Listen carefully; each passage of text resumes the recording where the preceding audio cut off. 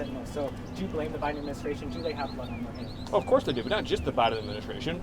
Of course the Biden administration does, but also all of their enablers do, right? All of the radical left immigration groups and attorneys and NGOs who aided and abetted and supported the invasion, all the Democrat politicians in Congress, like Hakeem Jeffries, who aided, abetted, and supported the invasion, and Chris Murphy, and everyone in the media who knowingly lied and covered up about that invasion for 4 years. They all share in the atrocity, in the calamity. They all have blood on their hands and on their conscience and on their souls. And nothing they ever say or do will ever earn them forgiveness for that, because of just how severe those violations were and how many people have died and suffered as a result. That's between them and their maker.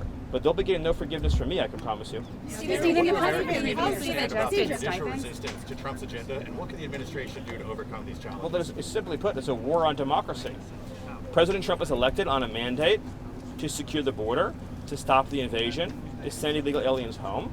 You cannot have a situation where one district court judge or a cabal of 10 or 15 district court judges who are radical left, sitting in strictly regional courtrooms, can conspire with each other to shut down the operations of the federal law enforcement function.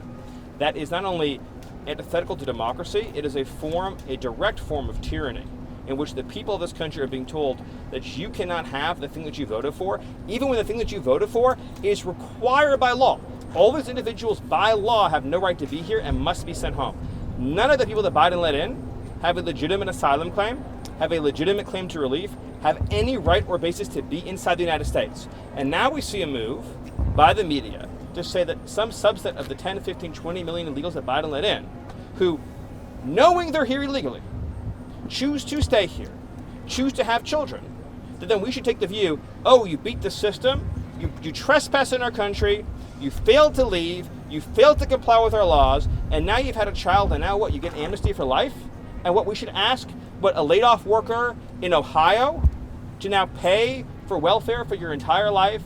We should ask somebody who lost their job under a factory that closed down under Joe Biden to provide you with free education and free health care. You should wait an extra hour or 2 hours when your kid is sick in the emergency room because you have hundreds of illegals getting frontline care at an ER because they don't have health insurance, they don't have a job, they don't have any savings. They're here to live off of us. What, we should ask struggling Americans to pay for all of that? The whole thing is obscene and it's absurd. I can't even imagine how much time we spend debating how much generosity, how many billions of taxpayer dollars, how much amnesty, how many reprieves we should give to people who chose to come here illegally and take from us and our people. The whole conversation is absurd and offensive. How important is it to have public opinion? Not right now, yes. How important is it to you to have public opinion on your side? Do you risk losing hearts and minds? Well, even of a the public? CBS poll showed overwhelming public support for mass deportation. Support for deporting illegal aliens is overwhelmingly popular, as is shutting down welfare, as is removing criminal threats, as is dismantling foreign criminal gangs.